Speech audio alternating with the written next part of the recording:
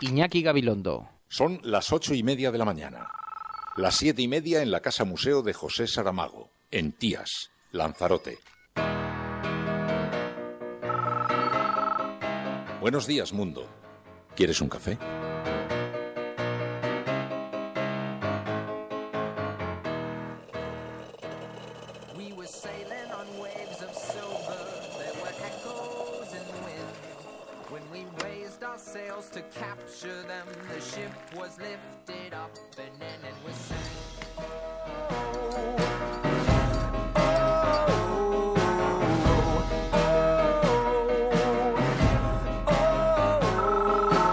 La cafetera de radiocable.com.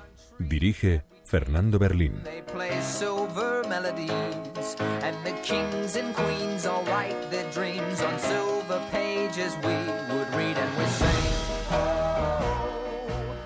En España funciona el Estado de Derecho y funciona el sistema democrático. A partir de ahí, yo no puedo trabajar en un escenario ni anticipar incumplimientos de las normas. Por lo tanto, estoy seguro que cualquier institución, ya sea un Parlamento, ya sea un Gobierno, va a cumplir las resoluciones del Tribunal Constitucional en sus propios términos y, por lo tanto, no será necesario promover ningún otro procedimiento adicional. Sorprende o no sorprende el tiempo récord en el que esta sentencia ha visto la luz, seguramente la más rápida de la historia, en solo 25 días, y ello contrasta mucho con sentencias que, por ejemplo, en el caso de Cataluña, pero seguro que también de otras comunidades, afectan a las personas y a temas muy sensibles y que llevan años pendientes de tener sentencia. Hemos conocido también, hace muy poquitos minutos, que el Tribunal Constitucional español ha declarado nula la resolución por la que se abre un proceso de independencia de Cataluña. Lo ha hecho por unanimidad.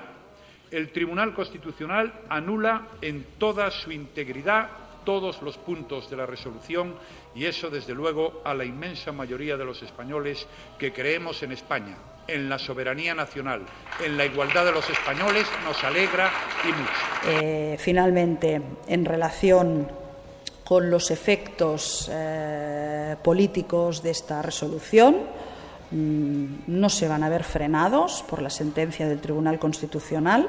El contenido de la resolución se mantiene inalterable en todos sus extremos. Que alguien que quiere ser presidente del Gobierno no aspira a ser el jefe de los españoles, sino que aspira a ser el empleado de los españoles. Y lo que hemos hecho hoy es una entrevista de trabajo en el que los ciudadanos han podido preguntar libremente y van a poder evaluar si estoy preparado para ser presidente del Gobierno, que es mi objetivo. Pregunto yo, y a ver qué te puedo preguntar. Se te cambia la cara cuando vas a preguntar. Para fastidiarte, voy a hacer una de las complicadas. Oye, ¿te parezco tan aburrido como dicen algunos? Ni de coña.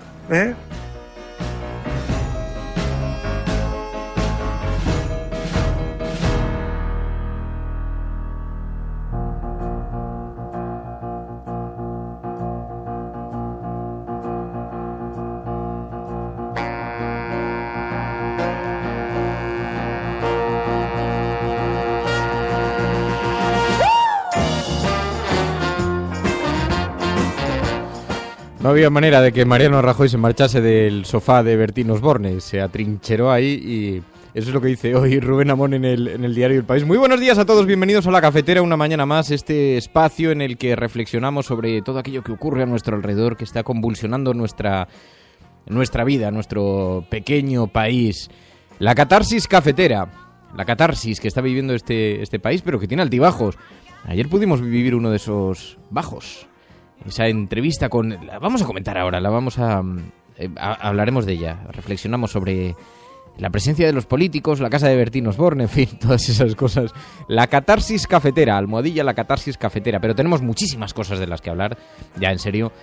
Vamos a hablar de la situación de este país en el sector eléctrico. Lo vamos a hacer de la mano de Jorge Morales, que sabéis que es un experto en el sector eléctrico, con una cosa de la que no están dando cuenta los grandes periódicos que están recogiendo con la boca pequeña una importantísima multa que se le ha impuesto a Iberdrola por haber manipulado fraudulentamente el mercado eléctrico utilizando las centrales hidroeléctricas. Se le ha impuesto un multón y aquí nadie dice nada, como si no hubiera pasado. Vamos a hablar con Jorge Morales de este asunto, pero también tenemos otra cosa de lo más suculenta. Resulta que ayer me alertasteis a través de internet, me dijisteis: oye, Fernando, abre público.es. Porque hay una noticia que dice: contratistas militares de Estados Unidos financiaron en el año 2009 la campaña electoral europea de Ciudadanos, el partido de Albert Rivera, una exclusiva de Público que firma el periodista Joan Cantarero. Y vamos a hablar con él, que nos explique en qué consistió esa ayuda proporcionada por esos contratistas militares norteamericanos para financiar la campaña de 2009 electoral, la campaña europea de Ciudadanos. Así que tenemos un buen menú para esta mañana. Muy buenos días a todos, bienvenidos a La Cafetera.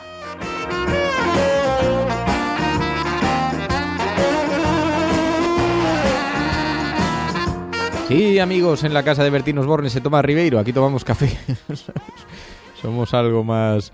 Bueno, un saludo muy especial a aquellas personas que se incorporan a nuestro programa a través de las redes sociales, especialmente los que lo están haciendo en directo. Dalayenator, Luis Carlos González. ¿Has visto Dalayenator? Estoy aprendiendo a decir bien tu nick.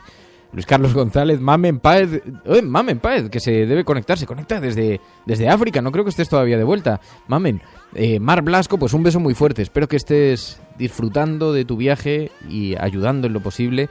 Marta, Argantonio, Patricia Calvo, el Isra 232, tantos y tantos amigos que se incorporan en directo a este programa. José Alquebla, Caque Rodríguez, Rojo Cabreado, Celemín, Rojo hasta la médula, Alicia, Spanish Revolution, Tito, Juan Cruz, Hab Balfrey, Vicky, José Manuel Martínez, que nos incluye una noticia, dice: Bertín Osborne gana 10.000 euros por cada programa de En tu casa en la mía, o sea, 40.000 euros al mes, mientras España está pasando hambre, nos dice José Manuel Martínez. Bueno, Alfonso, Charo Chamizo, José Rodríguez, PSV, David Quirós, Rafa Domingo, Fernanda, son nuestro focus group, nuestro CIS particular, nuestros analistas de hoy, quienes nos van a ayudar a tomar la temperatura a la ciudadanía, al descontento social. Sí, Titín, un saludo muy fuerte. Bueno, bienvenidos. Y como siempre, un abrazo muy fuerte a aquellos que tuvieron que dejar este país, a nuestros expatriados. Aquellos que sin poder mirar atrás dejaron a familiares, amigos, recuerdos, algunos incluso novias, novios, y se fueron de España buscando otras oportunidades y nos escuchan desde el extranjero y además siempre nos envían mensaje con muchísimo cariño, siempre cariñosísimos, así que un saludo muy, muy especial a todos ellos. Bueno, escucháis La Cafetera, si lo estáis haciendo no estáis solos.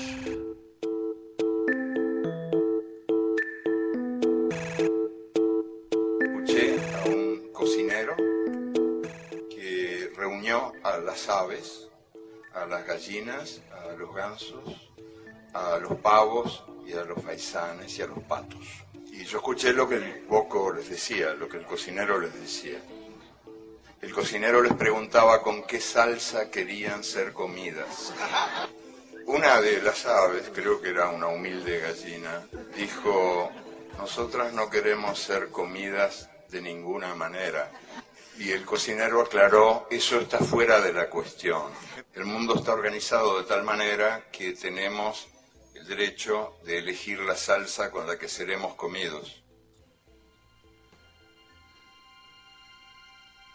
En la naturaleza del hombre está que seamos buenos los unos con los otros, que nos hagamos felices y nos ayudemos a prosperar. El ser humano es así. El odio no es intrínseco a nosotros. El mundo es muy grande y todas y cada una de las personas tienen cabida en él. Aquí todos deberíamos ser iguales. Criaturas libres y hermosas, sostenidas por una tierra rica. Una tierra que tiene capacidad suficiente para alimentar a toda su población. Pero no lo hace. La codicia nos ha perdido. El materialismo nos ha cegado y nos ha empujado a la ignominia. O lo que es peor, a la indiferencia. Pusimos la investigación y el desarrollo al servicio de nuestro bienestar. Pero nos equivocamos en la manera de hacerlo. Cuanto más tuvimos, más quisimos. relegando al olvido a la parte más importante de nosotros, nuestra humanidad. Más que riqueza necesitamos sentimientos, más que progreso, solidaridad y amor. Si nos olvidamos de lo que somos, el futuro estará perdido. Vosotros tenéis el poder para cambiar las cosas. Vosotros tenéis el poder para acabar con un sistema que ahoga, exprime, desespera y mata. A los que me estéis escuchando os lo digo. La felicidad es posible. La vida es posible. No escuchéis esa voz que dice, poco puedo hacer. Porque muchos pocos es mucho. Y juntos podemos construir un mundo nuevo. Un mundo mejor donde hombres, mujeres y niños puedan comportarse y desarrollarse como hombres, mujeres y niños. Bueno, os decía, una noticia de altísimo impacto que leímos ayer en Público.es, una exclusiva de Público.es, un reportaje, un artículo firmado por Joan Cantarero. Joan, muy buenos días. Buenos días. Bueno, me causó muchísimo impacto, pero sospecho que no solamente en Internet. Intuyo que has tenido algún feedback interesante, ¿no? Sí, hombre, situaciones muy tensas por las circunstancias electorales en las que vivimos y donde hay muchas pasiones desbocadas, pero bueno, nada que no hayamos vivido ya en otros momentos, ¿no? Suele ser habitual. El artículo decía, contratistas militares de Estados Unidos financiaron en el año 2009 la campaña europea de Ciudadanos. ¿En qué consistió esa financiación? Fundamentalmente se trataba de una aportación de dinero para que, realizada por un grupo de empresarios, en este caso de origen irlandés, uno irlandés y el otro inglés de origen irlandés, que son contratistas del gobierno de Estados Unidos desde la época de George Bush y que montaron un partido, una organización en el año 2006 de cara a dinamitar el Tratado de Lisboa. Esa organización se llamó Libertas y que consiguió su objetivo en Irlanda con el famoso referéndum que en este caso ponía en contra a este primer país en contra de ese tratado y dinamitaba técnicamente ya para los restos todo el proceso de una gran Europa con su propia estructura, como unos grandes Estados Unidos europeos, y que evidentemente, pues por alguna razón, más allá de la que escribieron en la campaña contra el tratado, basado fundamentalmente en preservar los principios étnicos, morales, religiosos de la Europa católica y demás, realmente se escondía detrás de eso pues una operación, como así se desvela en muchos documentos, con la finalidad de evitar pues la pérdida de cierto control de la gestión militar a la que pertenece en este caso la Europa Unida, ¿no? Claro, porque ese fue el plan. Te iba a decir eso, no era una operación, un acto de solidaridad política, era una operación económica. Aunque ellos, los protagonistas, los contratistas, negaron siempre decían, supuestas teorías de la conspiración, ¿no? Bueno, vamos a ver.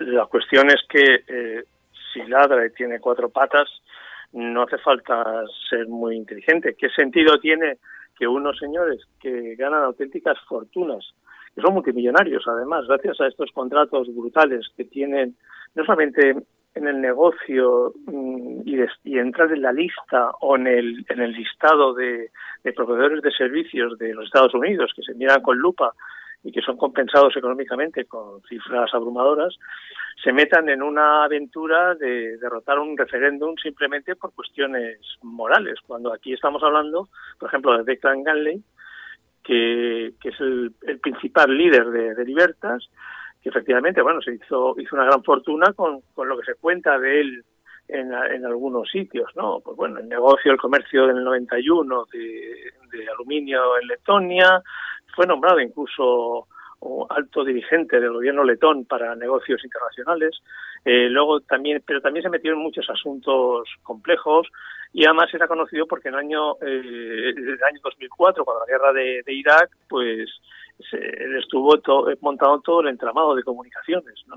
Que eso figura en muchos sitios, ¿no? Además son digamos que hacen aportaciones, financiación a partidos políticos norteamericanos. Sí. No es una sorpresa, claro. Aquí nos sorprende más, pero allí en Estados Unidos es un tipo de conducta bastante extendido. Hombre, ¿no? De hecho, en el año 2007 hubo el exceso digamos, de apoyo. Fueron una serie de pagos a funcionarios del Departamento de Estado de Seguridad Nacional que se hizo a cargo de la empresa de Galley. Es decir, estamos hablando de gentes con un nivel en donde la política con minúscula, la pequeña cosa, no les resulta relevante salvo que ello afecte a sus negocios.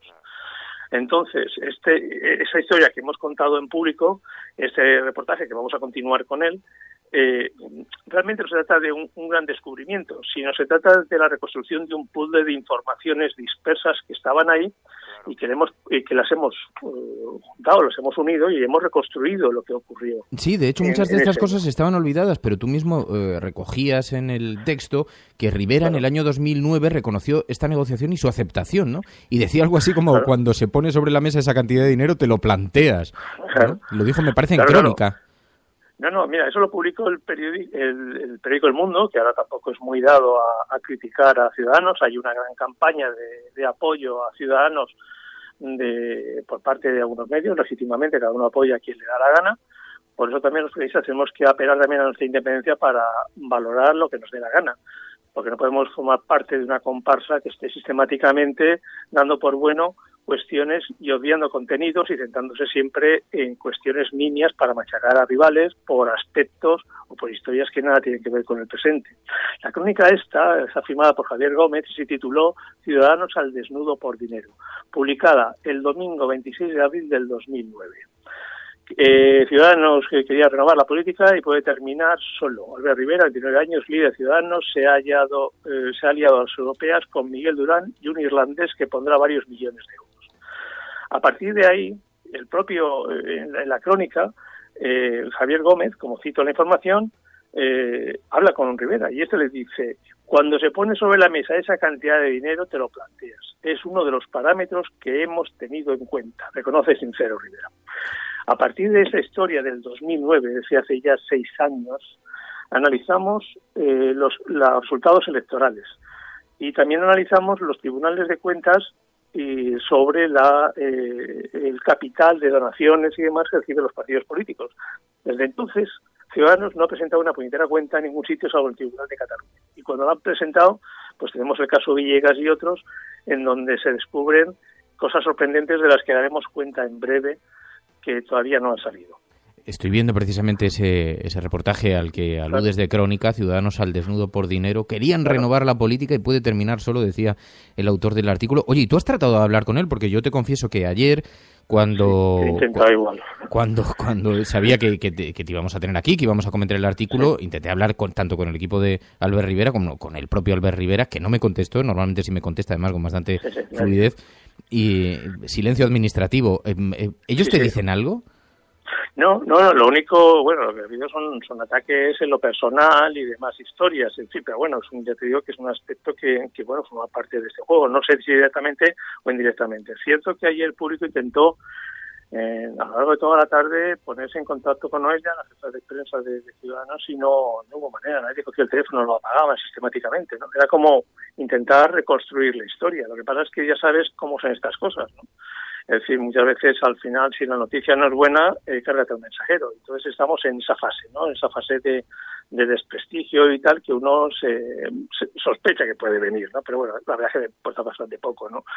Pero la realidad es que lo que estamos hablando es que todo lo que se publica está recogido en periódicos convencionales, conocidos, solventes, crónicas, sobre todo Javier Gómez, que he leído muchas crónicas de Javier Gómez que son magníficas, el propio Mundo, que publica informaciones estupendas, y luego aspectos concretos de la prensa irlandesa. Es decir, muchas veces somos muy endogámicos, ¿no? Y parece que el mundo se acaba en los Pirineos para muchos contenidos, no lo digo por la mayoría, pero sí, muchas veces nos limitamos a ver lo que hay aquí y a oler el panorama, pero sobre Declan Galley, sobre el asunto de la financiación de Libertas, la búsqueda de socios políticos, en este caso, en ese periodo de tiempo, con cierta indigencia económica, como era el caso de Ciudadanos, en donde realmente tenía 3 diputados en el Parlamento de Cataluña, un fracaso en las elecciones generales, con un presupuesto de la ruina y con unos mítines que cualquiera puede entrar en Internet y buscar campaña electoral europea Ciudadanos 2009 y verá que eran auténticamente, eran de mítines de chabola. Era evidentemente el sujeto perfecto para que estos señores pues llevaran a cabo su operación de captación aquí en España, ¿no? Hay un pasaje que describes, Rivera, que se puso en contacto con Julio Ariza de Intereconomía para que le facilitara el teléfono de Miguel Durán y también participó incluso de la reunión, ¿no? Sí, mira, eso es lo que estoy diciendo. Todo eso es información. Aparte que teníamos una información, unos informadores de ese entorno, algunos, si no arrepentidos, sí con ganas de pues trasladar algunas informaciones y confirmarlas, pero lo cierto es que aquí el que pone negro sobre blanco es Enrique de Diego, que es una persona nada sospechosa de marxismo-leninismo ni de apoyar al régimen de Venezuela, ¿no? Entonces nos encontramos con que es el propio Enrique de Diego quien va describiendo toda esta operación porque él es partícipe de estos hechos porque los conoce. Es el periodo de Intereconomía, la época más boyante de ese medio, apoyado por lo que se denomina casta o por poderes fácticos o nostálgicos, en donde está pues, Julio Ariza y otros, donde se describe en 2 medios la información y en periodos casi seguidos. Al principio del mes de noviembre pasado se publica una información al respecto. Dice: Albert Rivera fichó a Miguel Durán con la mediación de Julio Ariza. La primera se publica en el diario, no recuerdo cuál, y la segunda en Decisión Económica, que se publica, es la misma información publicada el 20 de noviembre. Esa información ya la sabíamos nosotros de antemano, lo que no teníamos eran datos concretos. Bueno, pues esa información se precisa días, lugares, horas, y en qué consistió todo, los pormenores de la historia, ¿no? Y evidentemente no había más que analizar, por un lado, qué ocurrió en el 2009 y por qué esa deriva ultra de Ciudadanos. En segundo lugar, analizar quiénes eran los contratistas de Ciudadanos, quiénes estaban detrás de Libertas, que eran los que les habían captado. Y no limitarnos a la información que se decía que era simplemente un empresario del aluminio, sino ir más allá, ir a la prensa irlandesa, hablar con los compañeros irlandeses, hablar con los colegas de Hide No Crime del Reino Unido, que tenían mucha información, y a continuación complementarla con la información que se había manejado aquí en España, más doméstica, en relación a cómo se llevó a cabo esa operación de captación. Y todo ello rematado con la información que habíamos obtenido de otros compañeros de Wikileaks, que nos habían facilitado algunos datos. De hecho, tenemos algunos cables más al respecto, y con una información que también recoge Capdevila y otro periodista que acaban de publicar un libro que se llama De Ciutadans a Ciudadanos, el nuevo neoliberalismo, que creo estará a la venta en breve, en donde también se detalla algún aspecto al respecto. Bueno, y recogías las palabras de Arcadi Espada cuando se produce esa alianza política, que decías, uno de los padres de la criatura Ciudadanos, que fue muy contundente, fue durísimo contra aquel acuerdo, ¿no? Sí. Claro, no, bueno, a mí claro, es lo sorprendente el caso. Hay que pensar que todos aquellos fundadores del Ciudadanos al principio de los 2000, que era pues una especie de masa transversal, ideológica, socialdemócrata, conservadora, contra el independentismo en Cataluña, pues entre otros se encontraba Arcadi Espada, profesor de la Universidad de Periodismo, y que era uno de los padres, junto con Albert Boadella y Félix de Azúa, ¿no?, que firmaron el famoso manifiesto del 2005, ¿no? Entonces, claro, precisamente es el propio Javier Gómez en Crónica en el Mundo, es el que recoge las palabras de Arcadi Espada sobre un artículo de opinión publicado en el propio Mundo, en el que dice: esta coalición es un epitafio. Han creado un paquebote de losers, lo que se traduce un paquebote de perdedores, ¿no?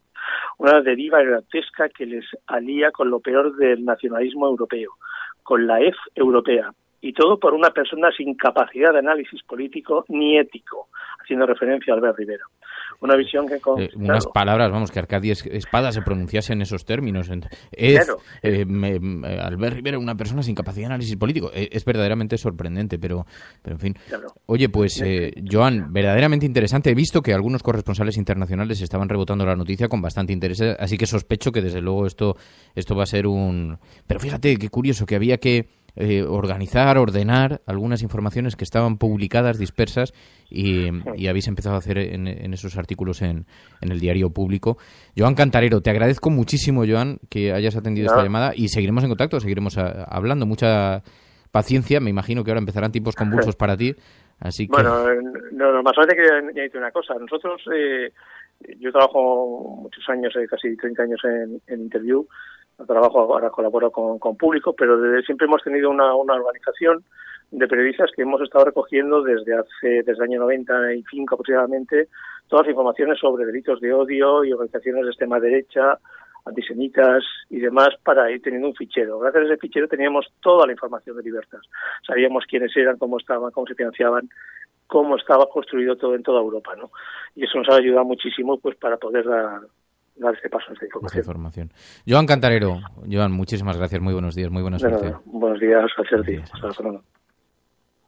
Si uno mira quién tiene el poder mediático en el mundo, pues son unas 6 o 7 personas las que dominan de una manera enorme todo lo que es no solo la información sesgada, que esta es otra cosa de la que tendríamos que empezar a protestar.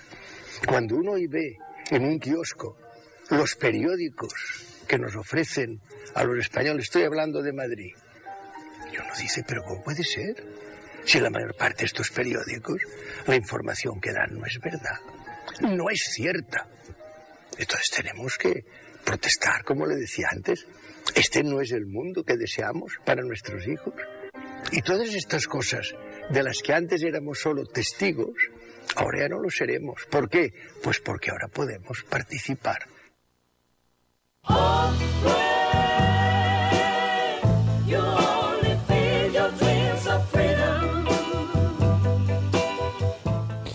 Bueno, insisto en que tanto Albert Rivera como alguien del equipo de Ciudadanos tiene la oportunidad de participar aquí en el programa por si quieren matizar algún aspecto de esa información que ha publicado Público.es.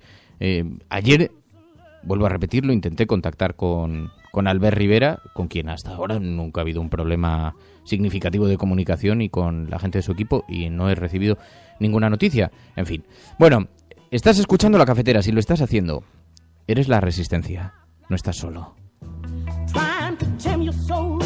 Lo digo porque me llama mucho la atención que las noticias referidas, muchas de ellas ni siquiera contrastadas y después matizadas y explicadas, las noticias sobre, pues no sé, Juan Carlos Monedero, sobre Pablo Iglesias, sobre Tania Sánchez, han tenido un enorme impacto, y sin embargo vemos como una noticia que, sinceramente, a mí me parece de una profundidad, de una importancia superlativa, puede pasar desapercibida, ¿no? No en la red, que estoy viendo que tiene un gran impacto en las redes sociales, pero en fin, bueno, ya escuchábamos a Federico Mayor Zaragoza sobre los medios de comunicación. Sí, amigos, esto es La Cafetera.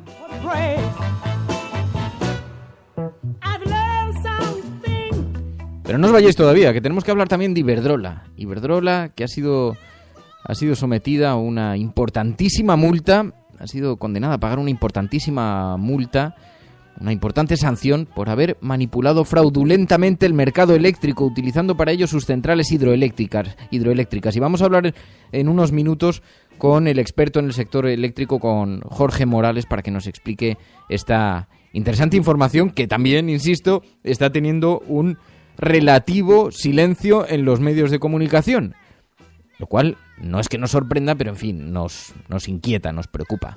Pero antes, eso sí, vamos a hacer un pequeño repaso a las portadas de los periódicos del día. Hoy observamos cómo, sabéis que se ha pronunciado el Tribunal Constitucional sobre esta decisión del Parlamento catalán, y entonces, finalmente, bueno, se sucedió lo que se esperaba, ¿no?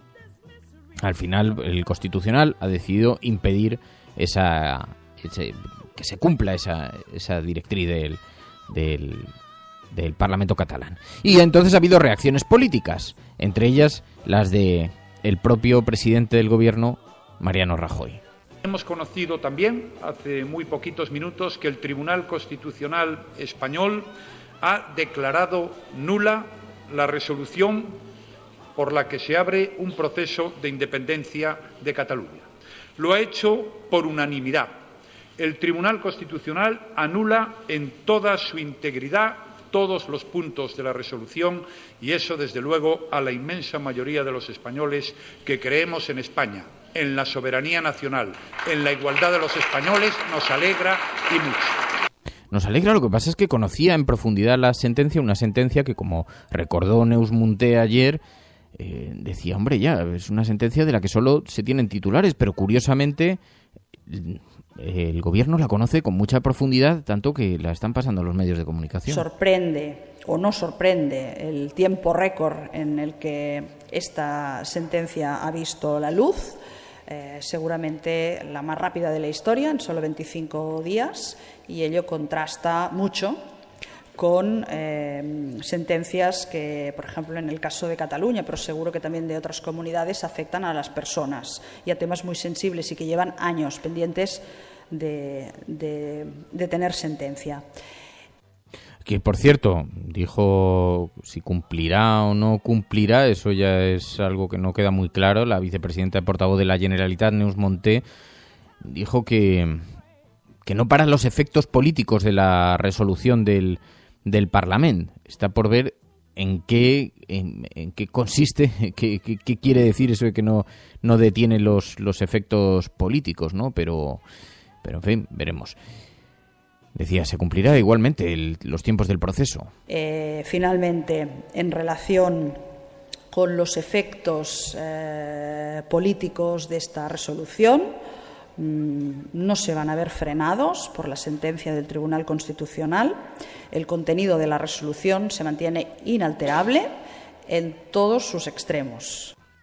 Y hoy, dice el periódico ABC, el Tribunal Constitucional constata que el independentismo busca fundar un nuevo orden político, dice ABC en su portada, con una fotografía de líderes catalanes. Dice también el periódico El Mundo, la Fiscalía investiga a la juez estrella de la lista de Podemos. Ojo, que esta es una noticia que va a tener un recorrido muy, muy importante, pero no lleva a 4 columnas este asunto de Cataluña. Lo reduce a un pequeño destacado. Dice el Constitucional, a los soberanistas no hay más legitimidad que la de la Constitución. El alto tribunal declara por unanimidad que la resolución soberanista viola 6 artículos del Estatut y de la Carta Magna, dice el periódico El Mundo, como digo, en un destacado, en un lateral.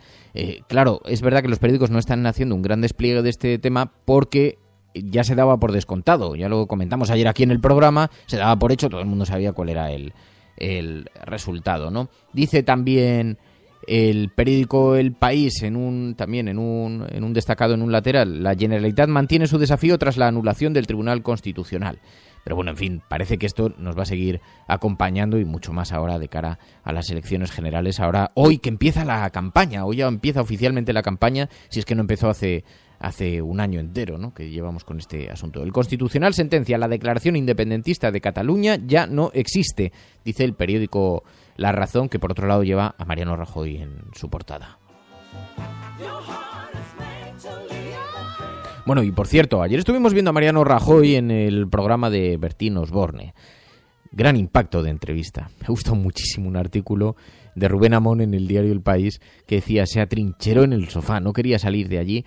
Alguien decía en Twitter, no sé si era Gerardo TC o Dios Tuitero, alguno de estos ilustres, o alguien anónimo, pero igualmente poderosamente ingenioso, decía, ha comenzado la pegada de carteles hoy en casa de Bertín Osborne, porque claro, la campaña electoral empieza oficialmente hoy y el programa se emite justo ayer. sospechosa casualidad que no hace, claro, que evita que nadie se pronuncie, ni la Junta Electoral Central ni nada, pero ahí estaba. Qué gran campaña le hicieron, porque debo decir que vimos a uno de los mejores Mariano Rajoy que hemos visto nunca en televisión. Esto me parece que es poco discutible. Bertín Osborne creó un clima en el que Mariano Rajoy se mostró muy personal. Vimos a un tipo, en fin, completamente tranquilo, sin muchas ataduras. De hecho, le vi mucho más natural que Pedro Sánchez. Es una cosa bastante inquietante, bastante sorprendente. Probablemente porque se encontraba en un ambiente muy poco conflictivo para él, ¿no? Y no sé, la proximidad con Bertín Osborne, sospecho, la proximidad incluso ideológica, pero fija, Mariano Rajoy, terminaron jugando al futbolín en el jardín, una cosa así como muy... Y Mariano Rajoy metió un gol a Bertín Osborne en el futbolín, y entonces cada uno que metía un gol le hacía una pregunta al contrario, ¿no? Y Mariano Rajoy le preguntó esto a Bertín Osborne. Presidenta, ¿a quién admiras como político? No, perdón, este fue un momento especial, este fue un momento en el sofá que también nos tenía preparados, que le preguntó a quién admiraba como político y todos esperábamos escuchar a José María Aznar, quizá a Manuel Fraga. Ahí fue el único momento en que se le vio verdaderamente...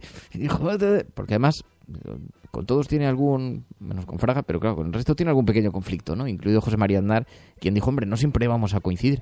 Pero aquí se quedó, titubeó un poco, y el momento que se produjo fue simpático. Esto me ha habido... esa es una pregunta de las que te dan ganas de decir, oye, Bertín, ¿por qué me preguntas esto? Bueno, decir, oye, total, ¿a ti qué más te da? Bueno, vamos a ver, presidente. Coño, no seas gallego. No, bueno, joder, aunque estés muerto, Usted muerto, decía. Pero el momento al que me refería antes, el del momento futbolín, ¿te parezco tan aburrido como dicen? ¡Bah! Oye, así impresionante. La UEFA y la FIFA roban el balón. ¿Qué coño? Se llevan el balón. Y ahora pregunto yo. A ver. Pregunto yo. A ver qué te puedo preguntar. Se te cambia la cara cuando vas a preguntar. Para fastidiarte, voy a hacer una de las complicadas. Oye, ¿te parezco tan aburrido como dicen algunos? Ni de coña. Ni de coña. A mí me parece que tienes una retranca gallega y un humor gallego que la gente no lo conoce y hay que explotarlo. Bueno, has estado bien. Ahí venga. Ahí va. 3-1. Aferrado al cojín amarillo, dice Jim Aguari. Bueno, ahí estuvo paseándose por la casa de Bertín Osborne, estuvo cocinando junto a él, estuvo jugando al futbolín y elogiando incluso a políticos de la oposición. Elogió profundamente a Felipe González, elogió a Zapatero, de quien dijo que tenía una amistad personal, una excelente relación. Yo esto lo sabía, lo había dicho en alguna tertulia, la gente me miraba con cara de ¿pero qué estás contando? Es verdad que Mariano Rajoy y José Luis Rodríguez Zapatero tienen una excelente relación que empezó antes de las elecciones generales, que empezó antes de la derrota de Zapatero, que empezó de la derrota entonces no se presentó Zapatero, pero de la derrota de Alfredo Pérez Rubalcaba. Fijaos, es que han pasado tantas cosas en tan poco tiempo, la verdad, en este país, pero ya se mantenía, cuando Zapatero se marchaba del gobierno, ya mantenía una excelente relación con él. Dicen que fue un traspaso de poderes bastante modélico, porque le estuve explicando la situación económica durante todo el verano anterior, y yo recuerdo que en alguna tertulia lo conté, dije, no, a mí me consta que hay una excelente relación y una excelente comunicación a pesar de la escenificación que se hace después en televisión, ¿no? Pero quizá el programa de ayer lo que sí que sirvió es para huir de esos prejuicios de la escenificación, ¿no? De hecho, dijo Rajoy, es verdad que en este país tenemos una cierta tendencia a fustigarnos, pero tenemos un gran país, dijo. Yo siempre digo, en España hay una cierta tendencia a decir lo mal que nos va, los líos que tenemos. Este es un país que tiene, tiene la historia que tiene, el tercer país del mundo en patrimonio, un país con unas infraestructuras impresionantes. Tú mira los trenes de alta velocidad, autovías, un sistema del bienestar. Yo he estado en China, que es el segundo país del mundo. No existe el sistema de pensiones. No hay pensiones. No, cero, se gastan cero. En España es el 40% del presupuesto. Hay un sistema de pensiones, hay una sanidad pública. Dice Hardy Gilfool, dice, se le veía cómodo entre el sofá, el baño, la saliva, dice, se agarraba al cojín, se agarraba. Bueno, que presumiese de pensiones y de sanidad, claro, a uno sobre todo le inquieta. No la mires, Mariano, no la mires mucho. No pongas el foco. Pero eso sí, elogió la sanidad española y habló del tratamiento del ébola. ¿Os acordáis? Preguntó, dijo, de aquella mujer que se puso enferma del ébola. ¿Tú te acuerdas cuando fue aquello del ébola que hubo aquí, que hubo una mujer que era una... Sí, hombre, claro. Bueno, pues en Estados Unidos, en ese mismo instante, una persona contagiada entraba en un hospital en Houston con un talón de $500,000 por delante. Bueno, aquí hay una sanidad pública que te cura. Oye, y luego sí, le buscas defectos y tal. Hostia, pero hay sanidad pública, educación pública, hay las infraestructuras, hay unas empresas. Somos un país turístico. A veces nos machacamos inmisericordiamente. Y este es un país de primera división. Es verdad. De primera división, ¿eh? Hay pocos en el mundo como este. Sí, lo malo es que para presumir tanto de sanidad pública luego intentamos privatizarla. Para presumir tanto de pensiones luego estamos esperando a ver si le metemos un tijeretazo, ¿no? Pero yo creo que ahí Mariano Rajoy, fijaos, y yo estoy convencido de que vais a discrepar todos conmigo, pero mostró un rostro bastante oculto de Rajoy, que en mi opinión es bastante desconocido, y es que Mariano Rajoy no es ningún liberal. Mariano Rajoy siempre ha sido democristiano y siempre ha tenido una tendencia a una cierta protección social de lo público. Ojo, dentro de los márgenes que se manejan en este país. Y dentro de que en su partido ha habido gente como Esperanza Aguirre, que son profundamente liberales, no quiero ya hablar de su sucesor, pero profundamente liberales, y que han intentado privatizar siempre lo que han podido, ¿no? Y no estoy hablando de otras consideraciones, sino de la filosofía política de cada cual, ¿no? Y no es el caso de Albert Rivera. Albert Rivera es un auténtico liberal, aunque presume de la defensa de los servicios públicos también, ¿no? Pero esto es sorprendente. Ahora, una cosa es lo que se dice, como ayer Mariano Rajoy, y otra muy diferente lo que se hace, porque los intentos de privatización no son un invento de la prensa filocomunista, son intentos reales que han sido detenidos por la movilización y por la acción de los ciudadanos. Así que, en fin, no sé si Mariano Rajoy está mintiendo abiertamente o realmente hay una discrepancia allí con su partido, aunque siempre se ha dicho que en el PP hay dos como líneas, ¿no? Hay una línea más liberal y otra línea más democristiana, ¿no? Aunque dice DSP, dice, no, lo que es franquista, dice, demócrata no tiene nada, dice, solo es cristiano, de democristiano. Pero bueno, no te olvides, DSP, que los liberales acusan al franquismo de ser enormemente estatalistas, ¿no? Y de tener todo controlado a través del Estado. Pero bueno, en fin. El caso es que fue una entrevista, sea como fuere, y se le puede calificar de lo que sea, pero fue una entrevista interesante porque vimos un Mariano Rajoy al que no estamos acostumbrados, sinceramente. Ahora, eso sí, una campaña de propaganda como no se le ha hecho jamás. Tonto es que podía haberla estado haciendo durante 4 años, saliendo y presentando ese perfil mucho más próximo, mucho más normal en los medios de comunicación, ¿no? Y en lugar de eso ha estado esquivando cualquier cosa. Es verdad que fue un lugar donde no esperaba ninguna pregunta polémica, ¿no? Que eso también es interesante. Bueno, escuchas La Cafetera, no estás solo.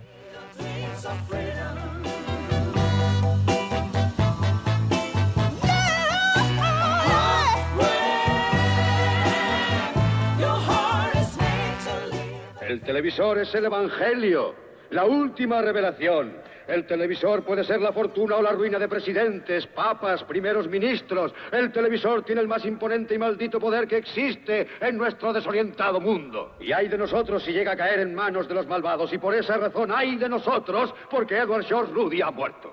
Porque ahora esta compañía está en manos de la CCA, la Corporación de Comunicaciones de América. Hay un nuevo presidente en la Junta, el señor Frank Hackett, que ocupa el despacho que fue del señor Rudy. Y cuando esta emisora, que es una de las más importantes del país, controla uno de los más imponentes y malditos sistemas de propaganda de este desalmado y sucio mundo, ¿quién sabe qué mierda será canjeada por la verdad en esta cadena? Así que escúchenme. La televisión no es la verdad. La televisión es un maldito parque de atracciones. La televisión es un circo, un carnaval, una troupe de acróbatas, narradores de cuentos, bailarinas, cantantes, malabaristas, fenómenos, domadores de animales y jugadores de fútbol. Es una fábrica para matar el aburrimiento.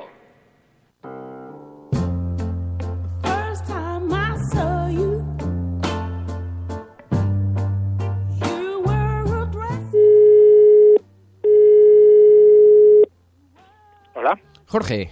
¿Qué tal, Fernando? Radiocable.com. Jorge Morales, muy buenos días. Buenos días, Fernando. Bueno, tenía muchísimas ganas de hablar contigo. Estaba esperando una razón, te lo digo porque te sigo con muchísimo interés, lo sabes. Y estábamos viendo esta importante sanción a Iberdrola por haber manipulado fraudulentamente el mercado eléctrico utilizando sus centrales hidroeléctricas. ¿En qué consiste esto del fraude exactamente? Bueno, primero decir que el honor y la espera era mía también, ¿no? Pues yo también estoy encantado de hablar a la Resistencia, ¿no? Vamos a ir con el tema este de Iberdrola. ¿Qué es lo que hizo en diciembre de 2013? Bueno, pues básicamente lo que hizo fue que en una situación crítica para el sistema eléctrico, porque hacía mucho frío y por lo tanto había mucha demanda de energía, había una situación anticiclónica y prácticamente no había viento, en consecuencia las centrales eólicas estaban paradas. Curiosamente, casualmente vamos a decirlo así, la mitad del parque nuclear también estaba parado, porque en fin, había una serie de problemas en esas centrales nucleares, también había centrales de carbón paradas, entonces por tanto digamos que estamos en una especie de tensión, ¿no?, en el sistema, no había demasiadas centrales para atender la demanda. Y en ese momento coge Iberdrola y decide además retirar toda su energía de las grandes presas hidroeléctricas, ¿eh?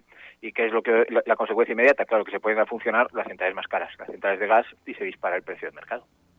Y fue una operación diseñada, quiero decir, no fue una operación casual, sino que fue una estrategia de mercado.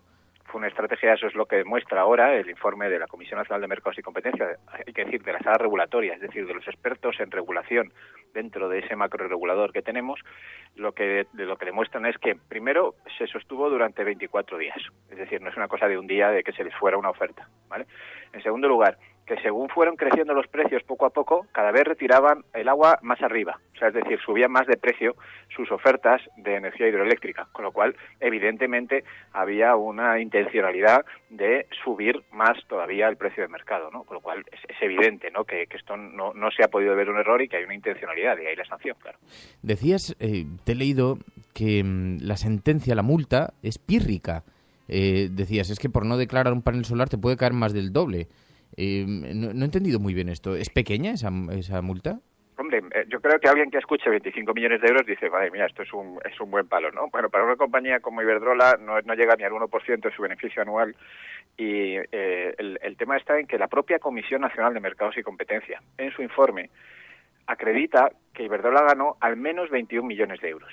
Digo al menos porque, en mi juicio, ese cálculo es muy favorable a los intereses de Iberdrola. Yo calculo que habría ganado más de 60. Te voy a decir por qué, además, muy rápidamente. ¿Por qué 21 me parece que es muy favorable? Porque lo calculan a partir de los precios en el momento donde ya estaban manipulados esos precios. Por tanto, creo que ese no es una referencia correcta, ¿no? Bien, pero con independencia de que fueran 21 o fueran 60... es evidente que una multa de 25 respecto de un mínimo de 21 de beneficio es lo que hace, a mi juicio, es incentivar que esta actuación se repita, ¿no? Y como bien dices, y escribí el otro día, el tema es que la ley eléctrica en este momento, si tú tienes un panel solar en tu casa, en tu tejado de tu casa, un panel solar que da para el consumo de frigorífico, y no lo declaras, simplemente por no inscribirlo en un registro administrativo, la sanción prevista en la ley está entre 6 y 60 millones de euros, ¿no? Creo que claramente hay que revisar la proporcionalidad de esas sanciones porque no parece adecuada. Decías también que hay que exigirle a los políticos, a nuestra clase política, una profunda reforma del mercado eléctrico. Lo que no parece es que estemos muy cerca, ¿no? Porque, por otra parte, estamos viendo cómo el Partido Popular se ha comprometido a reducir el impuesto a las eléctricas que Endesa está pidiendo bajar. Sí, eso es lo último y es ya, yo creo, una muestra más, ¿no?, de que lo que pide las eléctricas. Alineaciones que hay entre eléctricas y política, ¿no? Sí, esto es una desgracia, no de ahora, ¿no? La ley del sector eléctrico es del año 1997 y desde entonces hasta ahora yo la llevo estudiando día a día en el Boletín Oficial del Estado, y lo que observo es que jamás se ha aprobado una normativa que perjudique a las compañías eléctricas, jamás, en 17 años, ¿no? Entonces, claro, ¿qué pasa? Pues que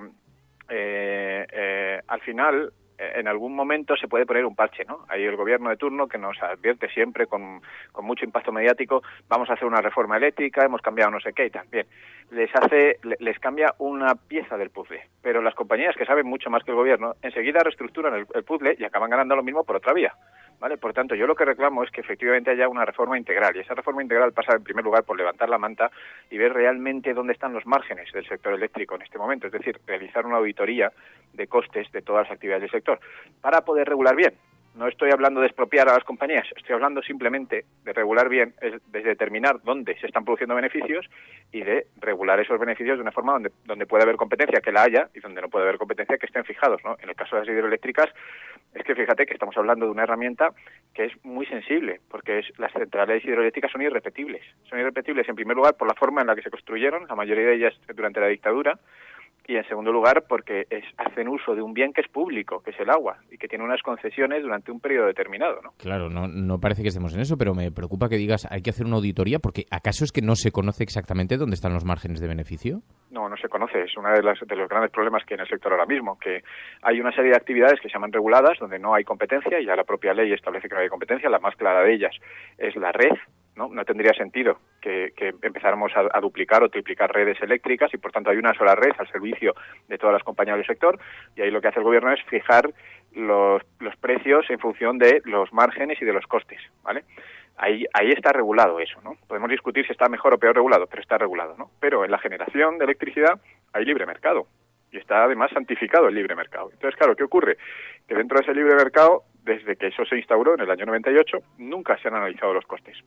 Y por tanto, lo que está diciendo la extinta Comisión Nacional de Energía venía diciendo desde el año 2008 hasta que se integró en la CNMC en el año 2013, venía diciendo una cosa que es gravísima y que esto demuestra aún más esta manipulación. Decía que cada vez se separan más los costes de generación de los precios que pagamos los consumidores por esa generación.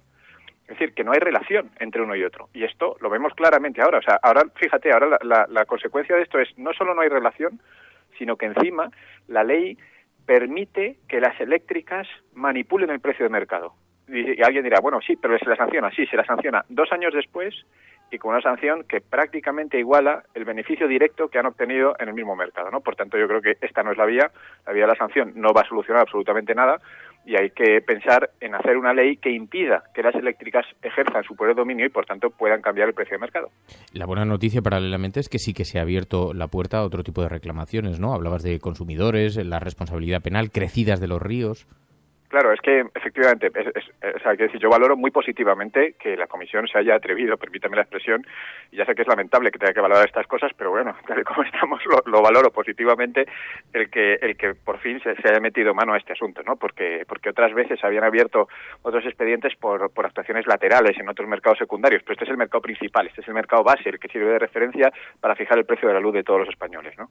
Entonces, claro, que se haya demostrado que una compañía así tan claramente puede alterar el precio de mercado es esencial, y efectivamente abre la puerta a otra serie de reclamaciones una vez que esto se afirme, que la sanción se afirme, ¿no? Porque ya ha dicho Iberdrola que la va a recurrir, ¿no? Entonces, una vez que eso se afirme, lo que ocurre es que efectivamente la gente, por ejemplo, que firmó un contrato en esa fecha vinculado a ese precio de mercado, podrá reclamar esa diferencia. Y luego se abre la vía penal, como bien decías, y además, por si faltaba algo, es que hay otra serie de consecuencias. Por ejemplo, es que en enero de 2014, es decir, un mes después, hubo crecidas en los ríos, por ejemplo, en el Duero, y hubo, por tanto, daños muy importantes en algunas cosechas, por ejemplo. Entonces, claro, ¿qué ocurre? Pues que, claro, si Iberdrola estuvo guardando agua en diciembre, a pesar de que los embalses estaban muy altos de capacidad, para jugar, permíteme la expresión, con el precio de mercado, lo que ocurre es que luego, si hubo crecidas en los ríos porque no se había desembalsado a tiempo ese agua, también entiendo que hay una responsabilidad de esta compañía que se podría reclamar.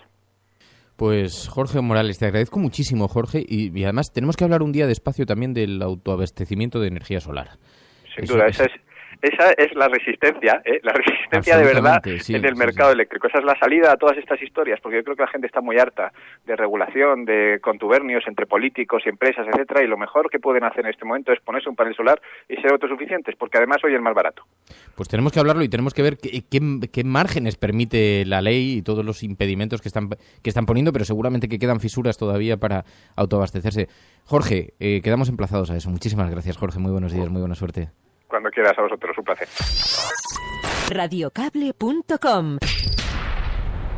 El periódico, como el señor White corroborará, se publica ante todo y sobre todo para servir al interés público. El suyo no es el único periódico en la ciudad. Pero hasta ahora sí es el único que denuncia los manejos de Rienzi. Señoría. Una prensa honrada y valiente es la principal protección del público contra el gangsterismo local o internacional.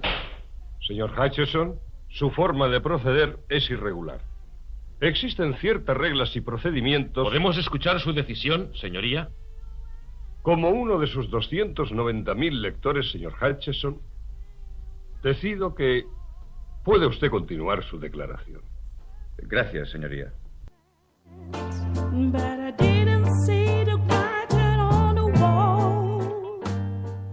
Bueno, me acaba de llegar el dato de audiencia ayer de Bertín Osborne. 23%, más de 4 millones de personas vieron a Mariano Rajoy. Dice que cambiaron el plasma por el tubo, dice Reiner Bandler en Twitter. En fin, este es el panorama que tenemos. Así que comienza la campaña electoral. Amigos, escuchan La Cafetera. Si lo están haciendo, no están solos.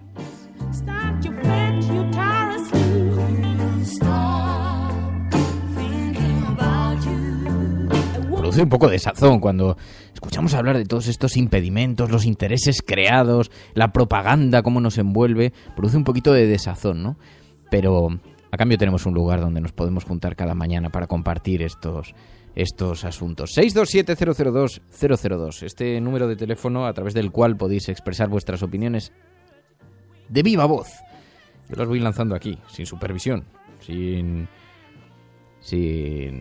intermediarios, sin cortarlas. Bueno, a veces las tengo que cortar porque van muy largas, tienen que ser de 30 segundos, eso sí.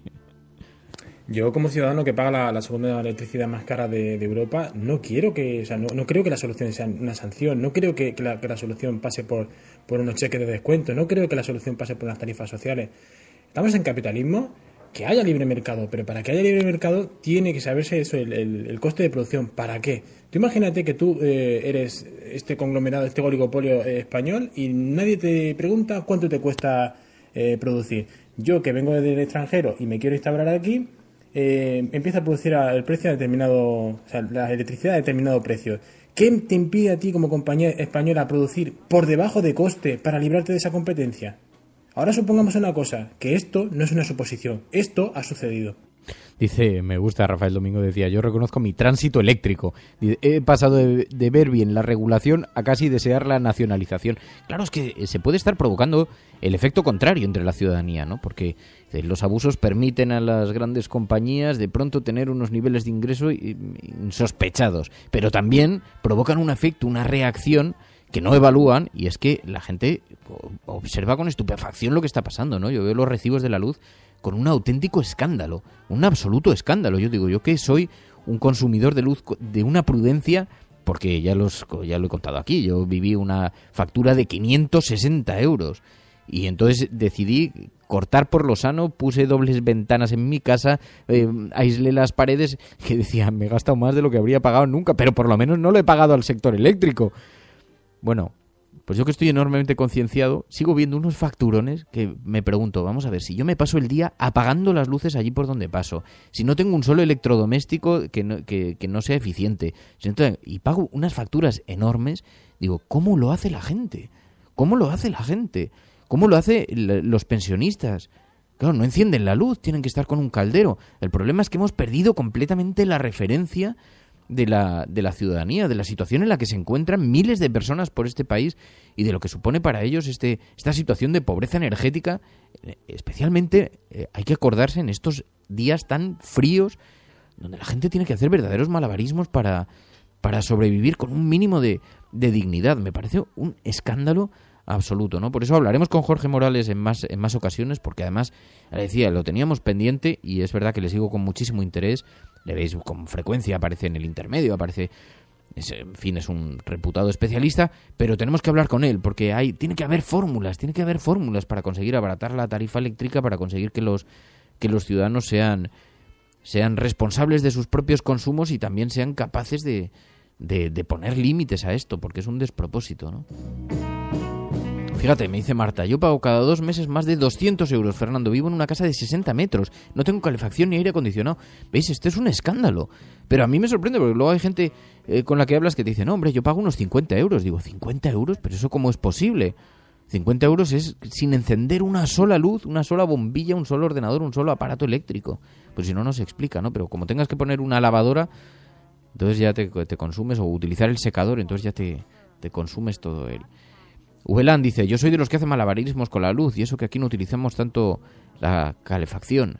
En fin, una auténtica estafa en la mayor parte de los las ocasiones, intentas leer e interpretar los recibos de la luz y somos incapaces. Hay que ser un absoluto ingeniero para comprender el recibo de la luz. Si yo, que le dedico tiempo, que me siento, que intento preguntar, que intento hablar con especialistas, soy absolutamente incapaz de entenderlo, me pregunto, digo, la gente que no tiene tiempo para hacer ese esfuerzo, me pregunto, pues no pagas a ciegas sin saber muy bien, ¿no? En fin, estás escuchando La Cafetera.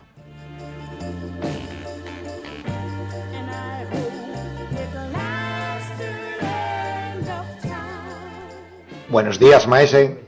Pues nada, la disidencia pretendía ser autosuficiente energéticamente, pero claro, resulta que es imposible gracias a estos majetes que para nada sirven a las multinacionales, y el que me la tenía que instalar pues está trabajando en Londres poniendo placas. Es una forma de dinamizar la economía española magnífica. Qué simpáticos son.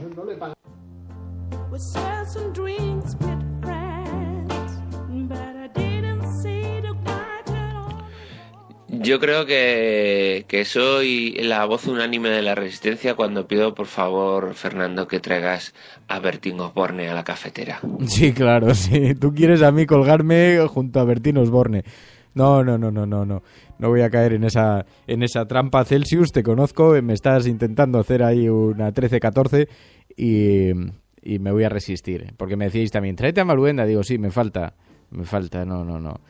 No, porque la entrevista no sería bien interpretada.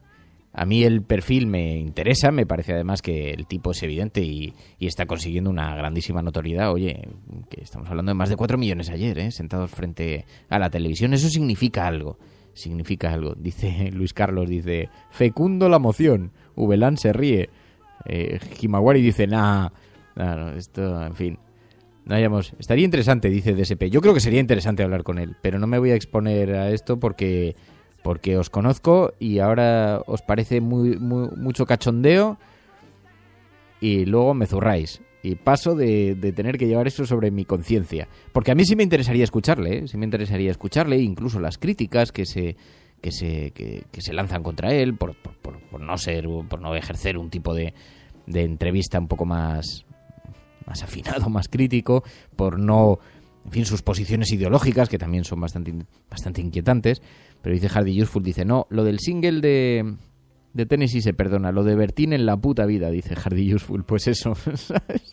No, que vosotros lo que queréis es zurrarme a mí. Tengo yo ya, si tengo que aguantar todos los días unos zurres, de pronto se sube a la disidencia. Cada vez que traigo un personaje que no está en tal, digo, a ver, que tenga que justificar a los personajes que invito aquí, y digo, me ofende, porque eso demuestra muy poca confianza por vuestra parte. Es más, siempre lo he dicho, digo, este programa no es el patíbulo de nada, al contrario, este programa está protagonizado por gente que quiere escuchar, que está atento al mundo, a la complejidad del mundo, a los matices del mundo, y para eso hay que escuchar muchas cosas, a veces muchas que no nos enorgullecen absolutamente nada, pero en eso consiste la tolerancia, en escuchar, ¿no? Pero hay límites, amigos, y aquí los límites empiezan en mi salud, y yo necesito cariño a estas alturas de mi vida, no necesito otras cosas, así que no sé si quieres ponerme tanto.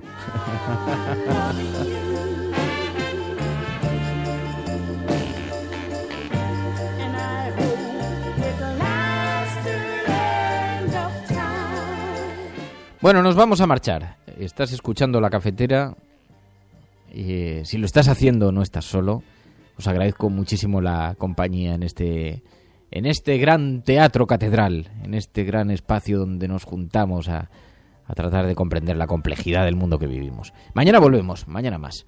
Muchas gracias a todos. Y Albert Rivera, si estás escuchando esto, no pasa nada, puedes enviar un mensaje que no sucede nada, ¿no? A veces las informaciones que se publican no son las más agradables, pero uno tiene que ser capaz de explicar. Si es verdad, pues explicar por qué sucedió, y si es mentira, pues decir, mira, no es cierto por esto y por esto, y no pasa nada, ¿no? La Cafetera. Adiós. Hasta mañana.